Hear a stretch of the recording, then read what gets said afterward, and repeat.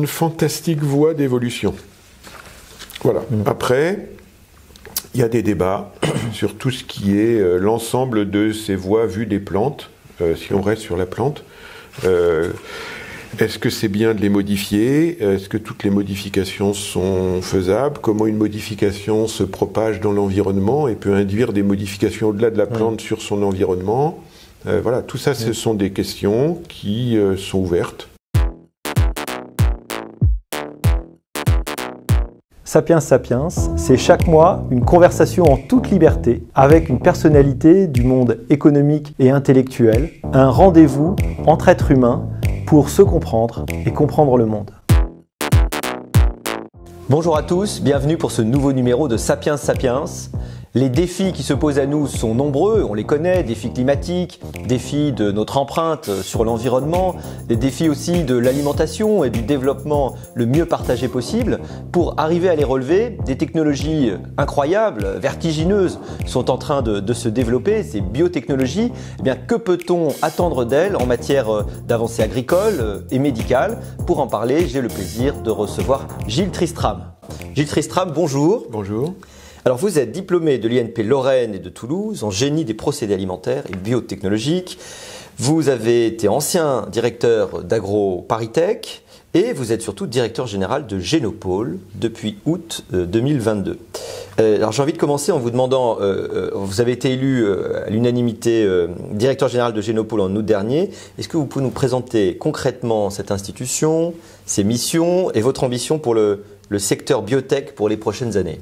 Ça fait beaucoup de questions. Génopôle, ça a été créé en 1998 sur une idée un peu visionnaire que portait, je pense, à la fois Pierre Tambourin et puis l'Association française pour les myopathies, que beaucoup connaissent au travers du Téléthon, pour créer ce qu'on va appeler un biocluster, terrain-lieu où on va réunir en même temps de la recherche, de l'industrie, de l'entreprise. On va prendre des risques, on va accompagner la création de connaissances et on va accompagner la recherche technologique qui permet de transférer ces connaissances en des applications. Et initialement, Génopôle, les applications sont dans le domaine de la thérapie. Maladie rare parce que c'était le point d'entrée de l'AFM. Donc Association française des myopathies. Ouais, donc thérapie génique qui n'existait pas ailleurs. Et Génopôle, c'est le premier biocluster européen, parce qu'il y avait quelques modèles aux États-Unis qui existaient, mais qui vise ça.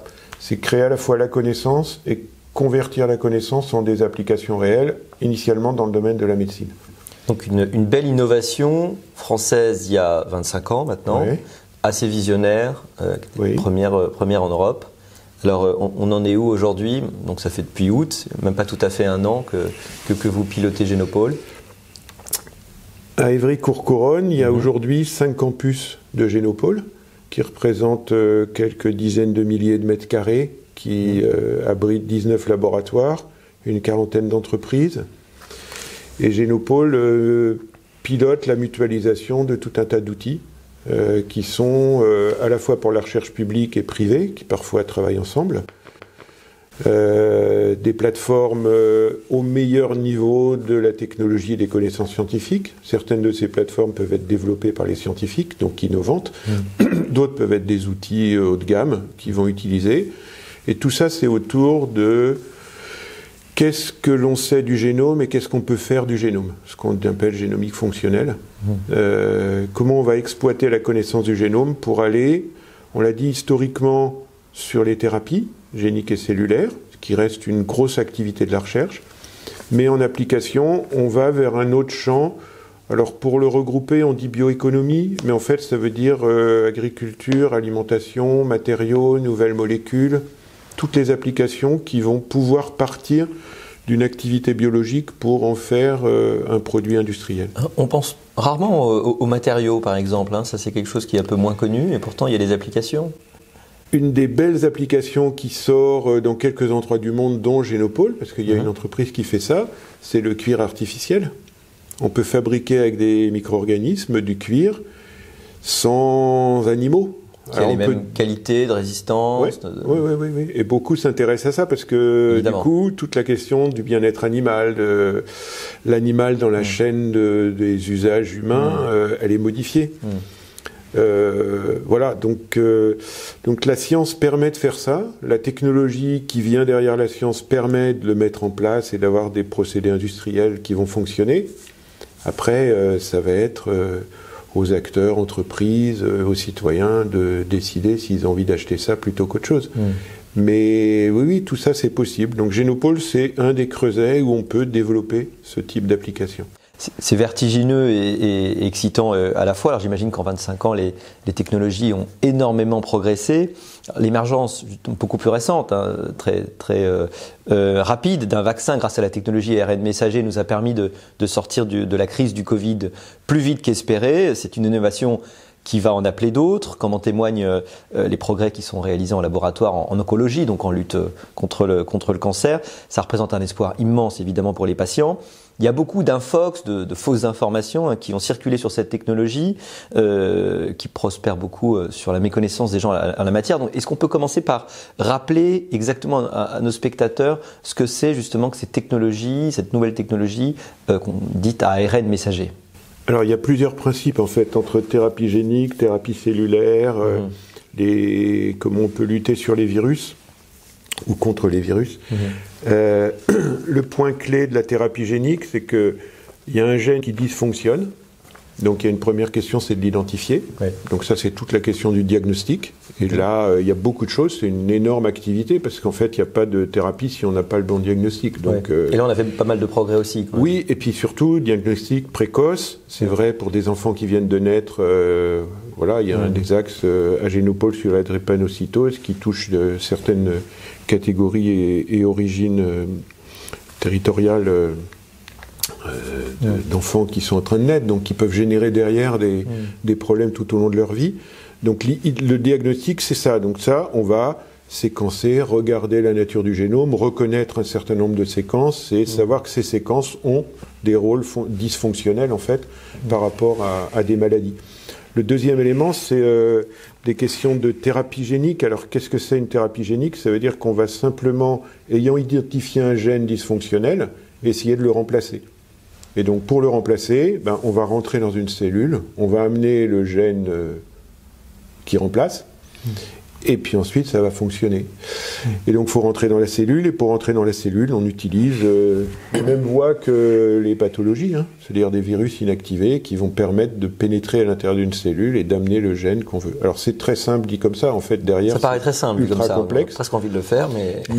mais ça marche, parce qu'aujourd'hui, il y a depuis 2013, je pense, même les premières thérapies, je pense que démonstration, le Généton, qui est un des laboratoires de l'AFM, ça doit être autour des années 2000. Et donc ça marche. Il y a des tas d'essais cliniques en cours. Il y a des tas d'exemples où une seule injection va soigner quelqu'un. Parce qu'on fait la modification sur l'ensemble de son système génétique. Donc ça, c'est une grande application. Il y en a d'autres, vous avez parlé de l'oncologie. Voilà, une tumeur, dans son environnement, quand elle prospère, elle va modifier son environnement génétique. Et elle va se défendre du coup, ou rendre le système immunitaire non actif. Et donc, redonner la capacité au système immunitaire de jouer, c'est un des enjeux face aux tumeurs. Enfin voilà, il y a beaucoup de champs d'application possibles, y compris en thérapie cellulaire, parce qu'on peut reconstruire des cellules et agir sur des pathologies, soit parce qu'elles sont issues de maladies, soit parce que, voilà, un brûlé avec la peau et tout un tas de choses comme ça. Donc ça, c'est un ensemble aujourd'hui qui ouvre. Il y a quelques articles ou prospectives qui disent qu'on va avoir 30 à 50 nouvelles thérapies géniques d'ici 2030. Donc c'est important, oui. Après, elle coûte cher aujourd'hui. Donc il y a un enjeu technologique pour baisser les coûts, ce qu'on met dans le grand item bioproduction, comment on va fabriquer ces vaccins, industrialiser la production pour que ce soit moins cher. Oui, moins cher, ça veut dire accessible à tout le monde. Et aujourd'hui, ça nécessite beaucoup de recherche, beaucoup de mise au point. Peut-être demain, il y aura des idées astucieuses, des vraies bifurcations sur la façon de faire aujourd'hui, et on trouvera d'autres moyens de les faire. Mais aujourd'hui, c'est compliqué, coûteux, et ça demande beaucoup de mise au point. Donc ça aussi, à Génopôle, c'est un des axes importants d'aider à la bioproduction et la maîtrise de tous ces procédés. Le coût final est aussi lié au coût de développement. Plus vous produisez, plus vous pouvez amortir ces coûts qui sont importants. Alors comment est financé le Génopôle? Financement public, financement privé? Alors c'est financé par la région Île-de-France et par le ministère de la Recherche, majoritairement. D'accord. Après, les entreprises ont leur vie d'entreprise, et puis il y a un certain nombre d'actions qui sont vers les entreprises, qui donnent lieu à une part de financement qui revient à Génopôle et qui est redistribuée ensuite, puisque Génopôle, c'est un groupement d'intérêt public, n'a pas d'enjeu de chiffre d'affaires. Ouais. Ouais. Donc c'est plutôt au service et au bénéfice de tous les acteurs, qu'ils soient recherche publique ou bien entreprise privée. Oui, il y a un enjeu, mais par exemple, un des éléments qui fait que ça coûte cher, c'est toute la sécurité sanitaire qui est associée, parce qu'elle demande beaucoup de contrôle, de vérification, donc elle a un coût sur les produits qui sont faits. Comme c'est compliqué de faire ces produits, que ça prend du temps, bah forcément, si on en enlève une partie, ça a une conséquence sur le coût. Voilà, et c'est un ensemble d'enjeux, mais en même temps, il y a eu tout un tas de débats sur fabriquer des médicaments, est-ce qu'on réintroduit en France, etc. Oui. Les biotechnologies ont quand même l'avantage d'être des systèmes qui demandent un contrôle industriel très important. C'est les contraintes de la pharmacie en général, et de toute l'industrie pharmaceutique, donc elles s'appliquent forcément. Mais en même temps, on peut faire des productions sur des échelles de petite taille dans certains cas. On n'est pas obligé d'aller sur des fermenteurs de 500 mètres cubes, très grande capacité, etc. Et dans d'autres cas, c'est ça qu'il faudra absolument faire, parce que, pour ce que vous avez dit, la production de masse, c'est ça qui en fera la rentabilité. On peut quand même imaginer donc que certaines de ces usines, parce que ça correspond quand même à des usines, puissent quand même être implantées en France. C'est quand même une des problématiques aujourd'hui. Oui, c'est un grand enjeu. Quand je dis la bioproduction, c'est un enjeu. Je pense qu'il est bien identifié en ce moment, même au niveau de l'État. Il y a pas mal d'aides et de soutiens qui se mettent en place là-dessus. Il y a des lignes stratégiques qui sont partagées par beaucoup d'industriels, parce qu'en fait, ils ont des enjeux communs. Ils n'ont pas des enjeux... À un moment, ils sont concurrentiels, mais il y a une base. Maîtrise toute cette bioproduction, c'est un enjeu considérable. Donc, sur Génopôle, il y a je pense, un des premiers, peut-être un des seuls industriels qui fait ça, qui est Hyposchésie, et qui va fabriquer des actifs biologiques pour des essais cliniques, ou demain pour des productions. Parce qu'il ne faut pas oublier que tout ce qui est thérapie, puisque là on est sur le domaine santé, on pourrait dire la même chose sur le domaine finalité bioéconomie dont j'ai parlé tout à l'heure, il y a toute une dimension de démonstration à l'échelle clinique pour prouver que le médicament, quelle que soit sa voie, est correct, fonctionne, et puis est sain pour l'homme. Il ne faut pas qu'il y ait des éléments... Des effets induits, secondaires, quoi. Oui, secondaires de tout type. Oui. Alors, pour en revenir justement aux effets et à ce que ça permet, il y a quand même, tout le monde pense, en réfléchissant à ces nouvelles technologies, pense à l'extension de l'espérance de vie, au fait de nous permettre de vivre plus longtemps, au-delà des maladies évidemment qui arrêtent la vie de façon trop courte. Mais à votre avis, est-ce que c'est quelque chose qui est possible ? Parce que c'est tellement magique, ces technologies, qu'on a l'impression qu'on va pouvoir... La littérature dit plein de choses là-dessus, alors que là, c'est la littérature scientifique ou de science-fiction. Oui, beaucoup, oui. Science-fiction énormément, scientifique. C'est un côté fantasme. On a l'impression qu'il y a des choses de temps en temps. Il y a des résultats qui sortent. Il n'y a pas très longtemps des résultats qui sont sortis. Mais ce qui est certain, c'est que la connaissance permet de mieux anticiper, de soigner, et peut-être elle mettra des vrais effets en évidence. Mais voilà, mais j'irai pas plus loin dans essayer de dire si c'est une voie ou pas, parce que ça pose des tas de questions philosophiques, éthiques, et puis des questions qui sont liées à la médecine. Vieillir en bonne santé, c'est un enjeu aussi. Et donc si on agit sur une cause, qu'en est-il de toutes les autres qui vont faire des effets de dégénérescence, etc. Donc c'est vraiment un sujet compliqué. C'est toujours plus compliqué qu'on ne le croit et qu'on ne l'espère, évidemment. Oui. Surtout quelque chose aussi essentiel que... Je pense qu'il ne faut pas trop fantasmer sur le ce vieillissement. sujet-là. On ne pourra pas empêcher les hommes de fantasmer. Je pense que ça fait partie effectivement d'un fantasme très vieux, mais moins il est... Comme tous les fantasmes, il vaut mieux qu'il ne soit pas réalisé, parce que c'est toujours très décevant. Alors, parlons maintenant des NGT au service de la prospérité agricole. Le prix Nobel de chimie 2020, on le sait, a été attribué à Emmanuel Charpentier et Jennifer Doudna pour l'innovation technique de CRISPR, qui est une innovation qui permet l'édition du génome avec des mutagénèses ciblées. Les biotechnologies de deuxième génération qu'on appelle les NGT, les New Genomic Techniques, ouvrent des nouvelles pages dans le génie génétique et c'est porteur d'immenses promesses. Notre actualité, on le sait malheureusement, est marquée par de nombreux épisodes climatiques extrêmes dont on peut penser raisonnablement qu'ils vont se prolonger dans les prochaines années. Est-ce que les NGT, les New Genomic Techniques, peuvent nous aider, peuvent représenter des solutions? Alors, c'est aussi un sujet de débat, mais on peut commencer par quels sont les enjeux derrière. Et en fait, ils sont innombrables. Il y a un enjeu évident dont on parle beaucoup avec les questions climatiques qui est résister à la sécheresse ou à une augmentation des chaleurs qui peuvent arriver dans une zone géographique donnée. Mais ces questions de chaleur, de sécheresse existent déjà dans un certain nombre de zones dans le monde. Il y a un deuxième grand champ qui est résister à tous les prédateurs des cultures sur les plantes. Et donc on rentre dans un grand axe qu'on appelle biocontrôle, au sens où je pense qu'il y a un large consensus sur au moins la réduction de tous les phytosanitaires et traitements chimiques externes. Les intrants, ce qu'on appelle les intrants. Oui, et donc comment on les remplace pour quand même maintenir des cultures en bon état. Et on ne sait pas tout faire là-dessus. Et donc il y a une voie, et puis il y a un autre enjeu qui est que certaines cultures sont endémiques de territoires donnés, on a envie de les adapter, mais les conditions pédoclimatiques ne fonctionnent pas. Donc le sol n'est pas adapté. Et donc pour toutes ces raisons-là et tout un tas d'autres, on peut être amené à se dire qu'on va modifier la plante en question.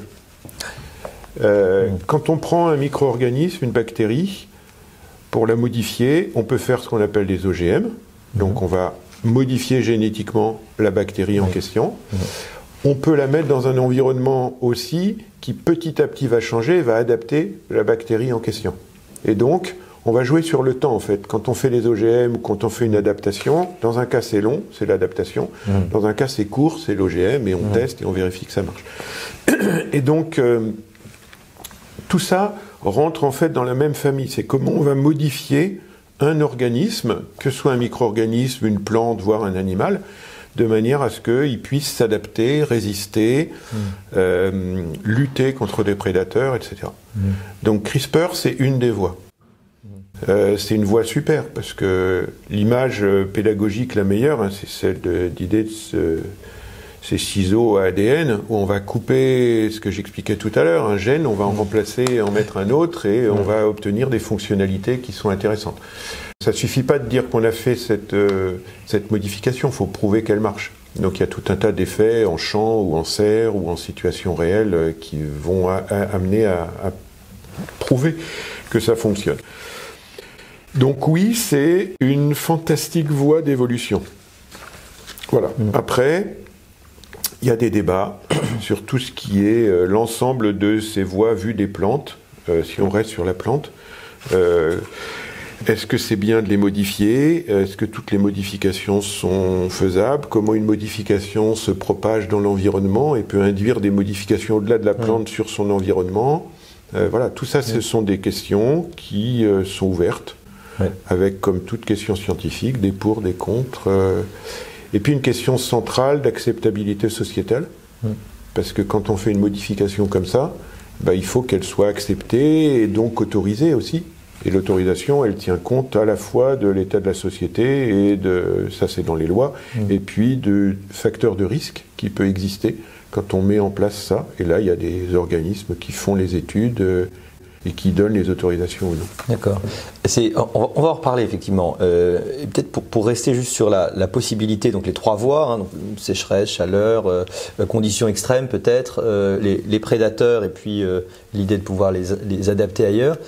Est-ce qu'il y a des progrès là encore récents, encourageants, comme on a vu les derniers étés extrêmement chauds, on commence même à douter, à s'imaginer qu'en France on n'aura plus les mêmes conditions hydriques.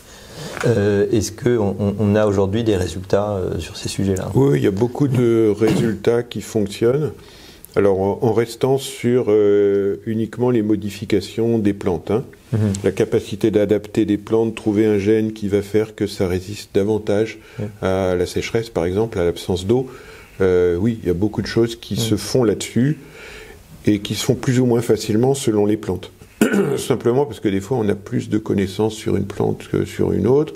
Il y a des zones géographiques où on va étudier plutôt favorablement certains végétaux parce que c'est là qu'ils sont produits.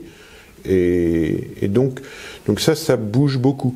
Il y a aussi beaucoup de choses en biocontrôle qui passent par les insectes, tous les prédateurs, et qui vont chercher à modifier ces prédateurs en modifiant certains d'entre eux, et en faisant qu'on va en avoir qui luttent, qui sont stériles. Et puis après, il y a une autre voie, moi je trouve intéressante, parce que comme je viens du monde alimentaire, en fait, si vous fabriquez un ensemble bactérien qui s'oppose à tout ce qui est pathogène, vous protégez.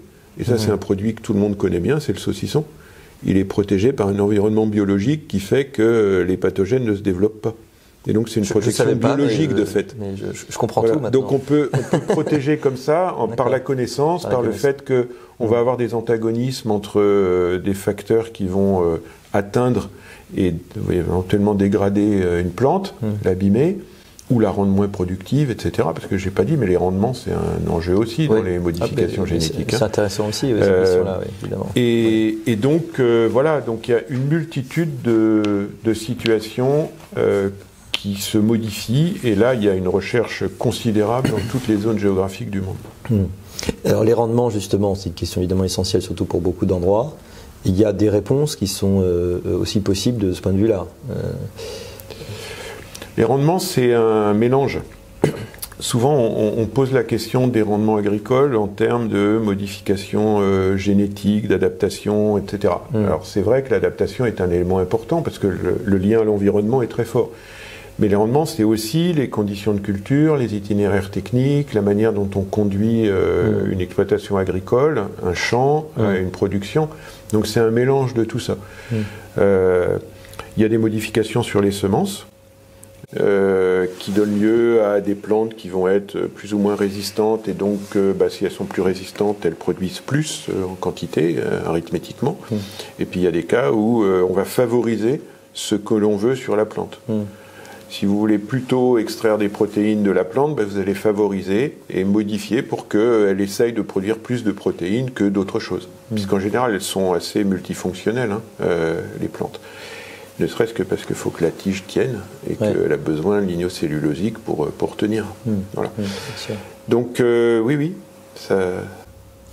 c'est une bonne question. Ce qui est un espoir énorme dans un monde où encore des gens ont du mal à se nourrir, parce qu'ils sont dans des zones où on a du mal à cultiver, où aussi les rendements sont peut-être trop faibles. Donc on a là des solutions qui pourraient être réelles pour une partie de l'humanité.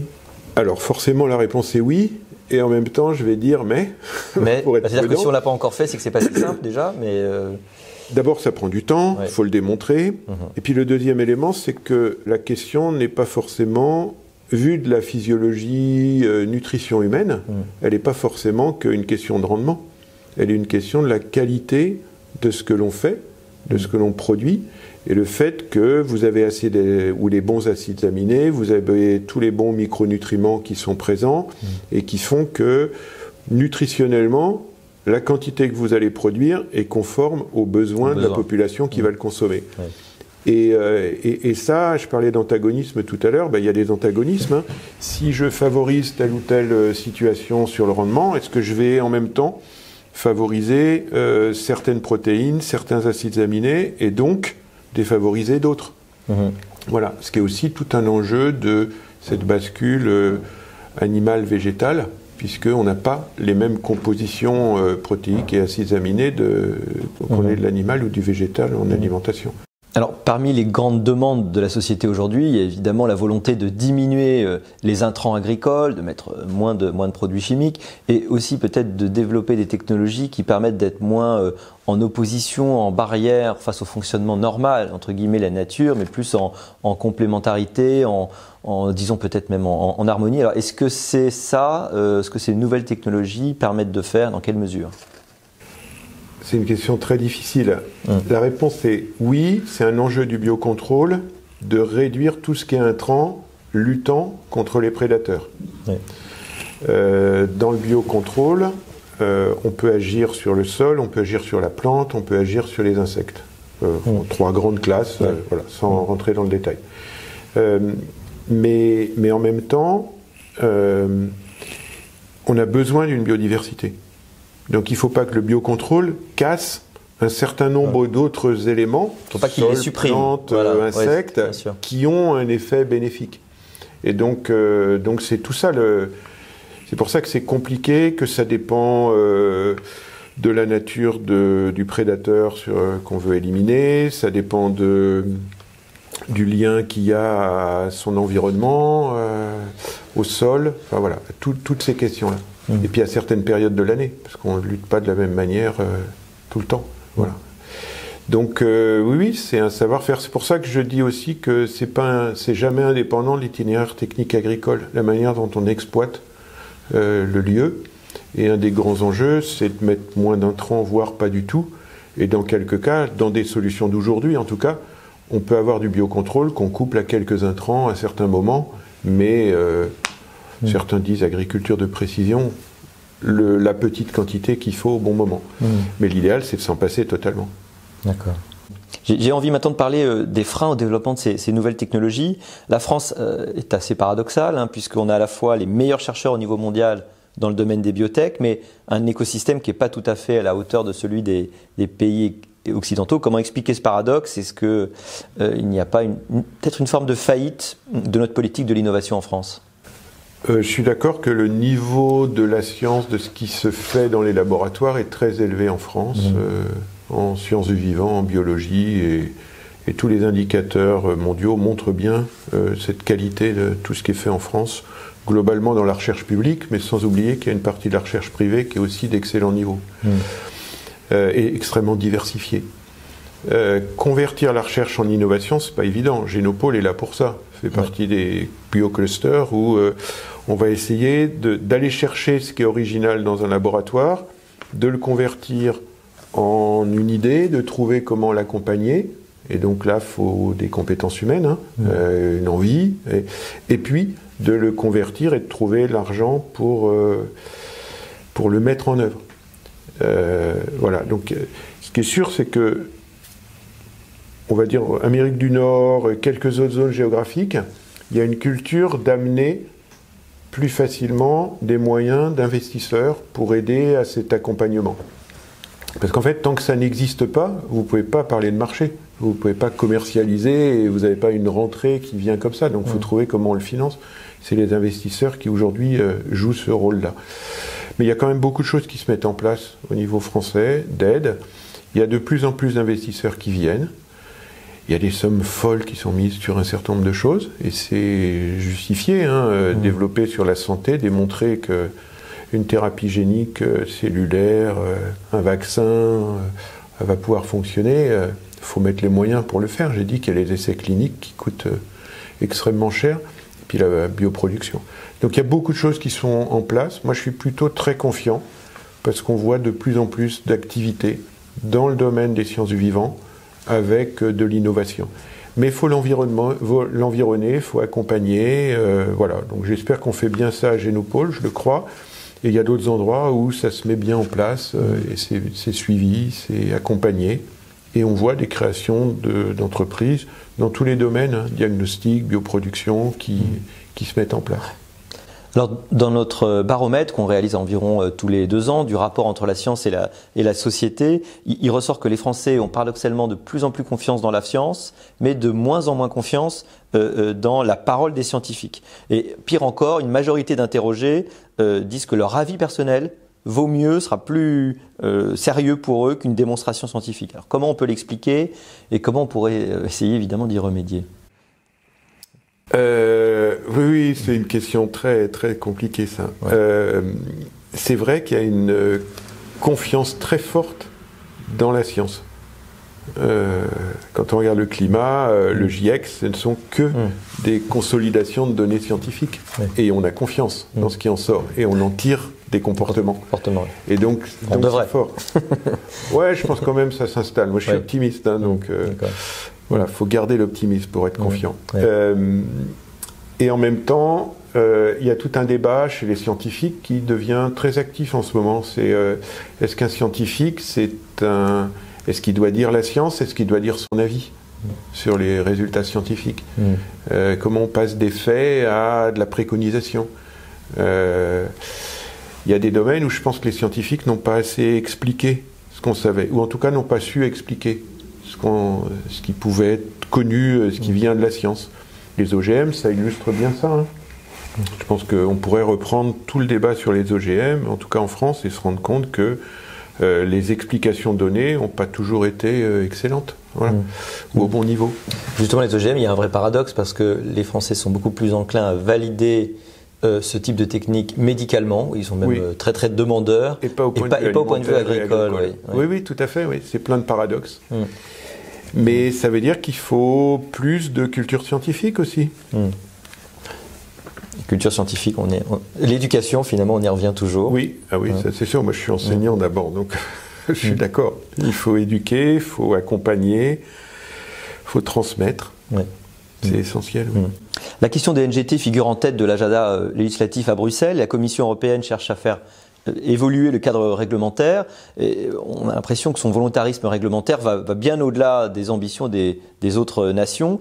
Est-ce qu'il n'existe pas une dissonance importante au niveau européen entre les objectifs de souveraineté alimentaire fixés et les ambitions qu'on met en face? Alors oui, forcément. Mais tout à l'heure, je disais que sur toutes ces questions, il y a une question scientifique, de démonstration, de preuve, jusqu'au coût. Voilà, parce que ça fait partie de cette démarche de recherche technologique et associée. Et puis il y a une dimension sociétale qui est fondamentale, c'est l'acceptabilité à un moment donné d'une fraction de la société. Je dis une fraction parce que celle qui va dominer, c'est celle qui s'exprime. Et donc après c'est compliqué de savoir est-ce que tout le monde pense la même chose. Celle qui s'exprime n'est pas forcément celle qui est la plus représentative en fait, de la majorité, oui. Ouais, oui, il faudrait dire qu'est-ce que c'est représentatif en fait dans toutes ces questions-là. Mais c'est certain qu'il y a à un instant donné une capacité de la société à accepter ou à ne pas accepter une voie technologique, et notamment dans tout ce qui est modification des plantes. Moi là encore, je suis plutôt confiant. Je pense qu'il faut expliquer, il faut raconter comment on fabrique et pourquoi on fabrique des évolutions, sachant que, en fait, on pourrait voir la biologie d'une certaine manière, qui est que quand on fait des modifications, quand on fait des adaptations, en fait, on raccourcit un temps d'évolution, parce que les plantes n'ont pas arrêté d'évoluer, de s'adapter, et donc, on a des outils technologiques aujourd'hui et des connaissances scientifiques pour accélérer ça et pour l'orienter.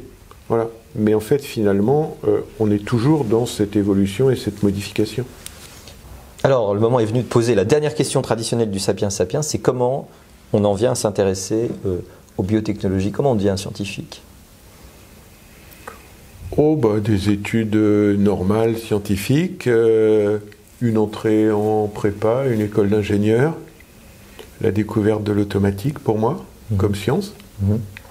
Et puis l'automatique en tant que telle, c'est à la fois une science et un domaine qui s'interface avec d'autres technologies. Et donc, l'automatique, c'est un peu l'intelligence artificielle, c'est ça? Aujourd'hui, beaucoup. Hier, c'est comment un système fonctionne historiquement sans l'intervention d'un opérateur humain, tout seul. Moi, dans mon travail, justement en découvrant les procédés biotech et alimentaires, je me suis rendu compte qu'en fait, le plus important, c'est la coopération entre un système automatisé et l'homme qui va utiliser le procédé en question. Et puis du coup, pour faire ça, il faut comprendre comment le procédé marche. Donc il faut rentrer dans la science du procédé, des biotechnologies associées. Il faut aller loin dans les sciences du vivant, dans la biochimie, dans la physique, beaucoup. Il faut assembler tout ça. Et donc, voilà, c'est une succession de sujets, de coopération, de dialogue avec des collègues, d'ouverture, de trucs qui marchent, de choses qui marchent moins bien. D'essais d'erreur. C'est ça, une trajectoire scientifique. Ouais. Gilles Tristram, merci beaucoup. Merci.